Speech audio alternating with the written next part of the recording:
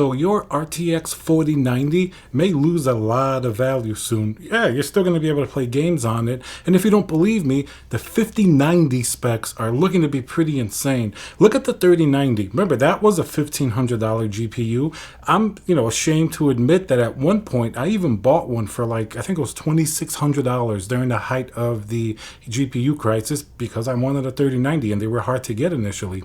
That GPU, you can find them often now for under $700, sometimes even under $600. So that went from a $1,500 plus GPU in just one generation to literally like $600. The 4090 right now is literally $2,000 for the most part, and that one is also going to take a really big tumble. As good as the performance is, I think the RTX 5090 is going to have some amazing specs. First, NVIDIA at GTC 24 has been announcing sort of their AI GPU products. And now let's hear a word from our sponsor, VIP-CDKdeals.com, a Windows Pro CD key. Add to cart, you put in code CC20. This will also work on Windows 11. You want to go into your settings in Windows, change and adjust your CD key, click activate, and now let's go back to the video. These products, like the B100, are going to be using the same node as sort of the GB202, which eventually will be the RTX 50 series. These are going to be the Blackwell GPUs. And you know how NVIDIA is on an absolute tear right now. They're dominating everything with AI.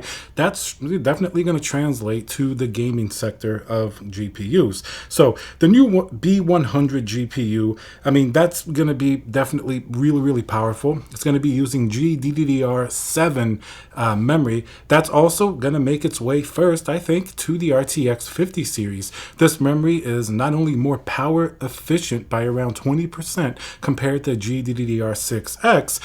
It also has, a lot of improvements that just keep the thermals, the power draw, the heat to a minimum. And of course, it's considerably faster. The speed is going to be much faster than the existing memory that you have on an RTX 4090. While this is great for AI, it's also great for gaming and content creators and any type of 3D workloads and things like that. So the 5090 definitely looking like it's going to be a very, very fast GPU. And with these new memory specs, you remember how hot the memory got on the 3090? So if it's cooler and it runs faster, that's going to be pretty impressive for a 5090.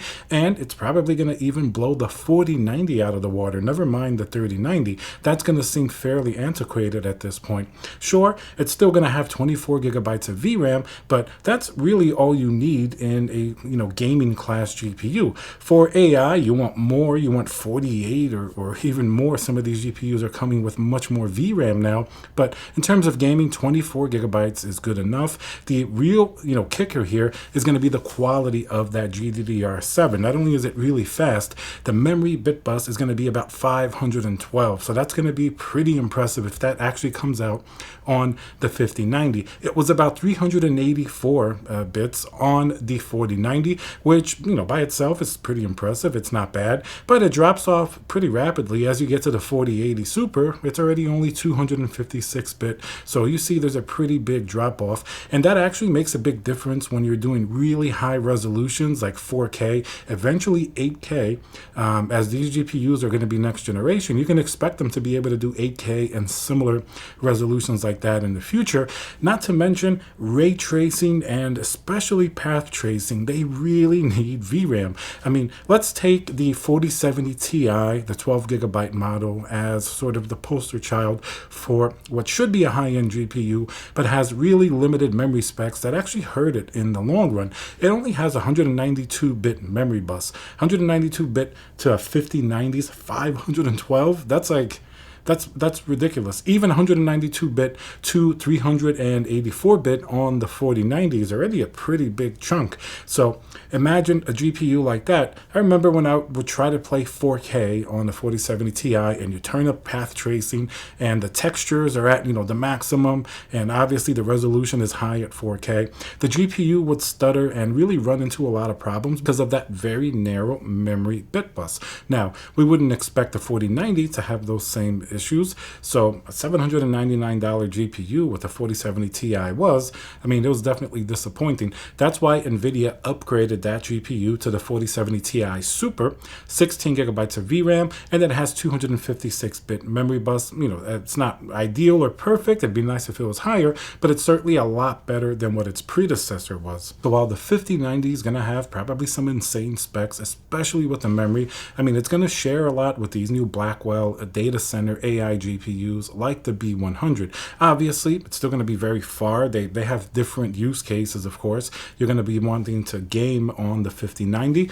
but don't think they're like that different. At the end of the day, they do share a lot of similarities, and a lot of people actually use the 4090 and even the 3090 because it's 24 gigabytes of VRAM. They use it for, smaller scale AI to, test different things out before it goes to like a bigger sort of data center.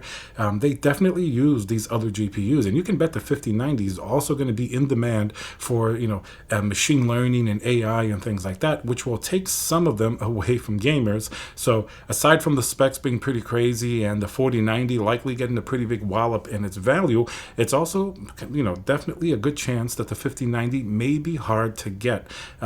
This happened with the 4090. You don't have to go that far. Remember when the 4090 came out? Scalpers were selling it for months at a time before we finally saw some decent stock. And then recently, we've seen it a little bit better in stock, but prices went up a lot. Like, it's almost impossible to find a $1,599 MSRP 4090. Most of them are like $1,900, $2,000 and above. And we're talking about like retailers. We're not even talking about on the secondhand market. So that's definitely something that happened, and it can kind of point to what potentially may happen with the 5090. If the GPU was that good, you're going to have absolutely everybody wanting it. People who have 4090s likely are the first to upgrade. They're going to want that next generation GPU. Aside from the faster memory, the rasterization is going to be probably an insane amount better than the 4090. As crazy as that sounds, NVIDIA really is at the forefront of advancing these GPUs.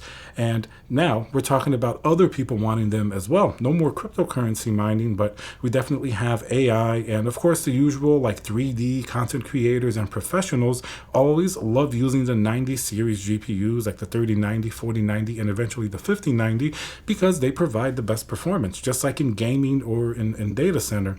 And in the data center GPUs, if those people can't get like the B100 and all of the high-end data center GPUs that have been, that even the existing ones now are out of stock and it takes months sometimes to get them, they're going to go towards the next best thing, which is probably a 5090. So you see how this is going to create a lot of demand for this GPU. And then obviously, hopefully some of that technology and some of that, performance trickles down to a 5080. I wouldn't be surprised if a 5080 has to perform at least as good, if not better than, a 4090. But of course, it may have a little bit different VRAM configuration. So let's see what's going to happen, but it definitely looks like we're going to get a pretty good 5090. It's hard to tell until it actually comes out, but now I can see why AMD was a little bit scared of the high end. They have the 7900 XTX, but that really hasn't gotten too close to the 4090 for the most part. And if NVIDIA drops something like a 5090, hopefully AMD has something to respond as well for their next generation that at least comes close.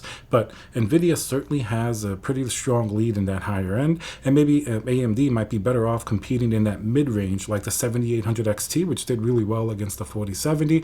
GPUs like that, or at least lowering the price of stuff like the 7900 XTX. At least that can compete with the likes of the 4080, the eventual maybe 5080, 5070. Maybe price-wise and performance-wise, they can get a little bit closer. All right, guys, so let me know what you think. Do you think the 5090 is going to be really, really good, or might it be disappointing? Remember to subscribe, and I'll see you guys on the next video.